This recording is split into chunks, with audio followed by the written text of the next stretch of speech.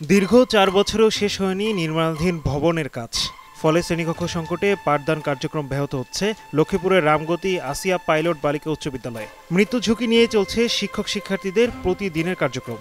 মাঝে মাঝে প্লাস্টার খুলে আমাদের মাথায় পড়ে, আমরা সবসময় ভয়ে থাকি কখন না জানি ছাদটাই খসে পড়ে আমাদের মাথার উপর। আমরা যদি বলি আমাদের স্কুলে অনেক পানি পড়ে ওই পড়ে, সেবার আমাদের বাবারা আমাদের বোঝে না।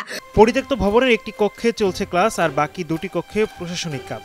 বাধ্য হয়ে পার্শ্ববর্তী প্রাথমিক বিদ্যালয়ের নিচতলা এবং নির্মাণাধীন ভবনের নিচতলায় ক্লাস করছে শিক্ষার্থীরা। প্রতিনিয়তই খসে পড়ছে ছাদের পলেস্তারা। কখন যে দুর্ঘটনা ঘটে যায় সে শঙ্কায় রয়েছেন সকলে। মনে হচ্ছে যে জীবনটা হাতে নিয়ে এখানে ক্লাস করছি এবং বসে আছি।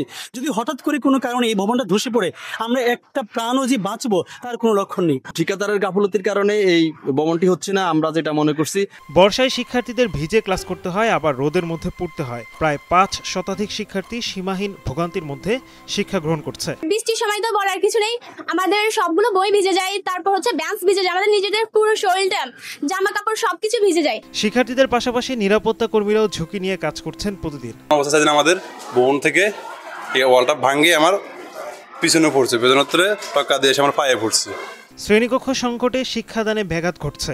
গত ৪ বছরে শিক্ষার্থীর সংখ্যাও কমে গেছে। খেলার মাঠে যত্রতত্র নির্মাণ সামগ্রী ফেলে রাখায় খেলাধুলাও বন্ধ। আমাদের শ্রেণী কার্যক্রম ব্যাহত হচ্ছে এবং অনেক জরাজীর্ণ একটা ভবনের মধ্যে আমাদেরকে কাজ শ্রেণী কার্যক্রম পরিচালিত করতে হচ্ছে। ২০২১ সালে কাজ শুরু হলেও ঠিকাদারি প্রতিষ্ঠানের নানা টালবাহানায় এখনো শেষ হয়নি ভবনের কাজ। ২ বছরে শেষ হওয়ার কথা থাকলেও ৪ বছর পার হয়ে গেছে। কাজটা শেষ হওয়ার কথা ছিল আরো ৬ মাস আগে, তো এটা এক্সটেন্ড করা হয়েছে, যে কোনো সমস্যার কারণে দেরি হয়েছে। তো আমার ইঞ্জিনিয়ার সাহেবই বলছে বৃষ্টি হয় কাজটা একটু দেরি করে দাও। মূলত এই কাজটা, যেই কাজটা এখন আছে, এটা বৃষ্টির কারণে দেরি হয়েছে। আর মালামালের দাম বাড়তি, এটা তো একটা বড় সমস্যা।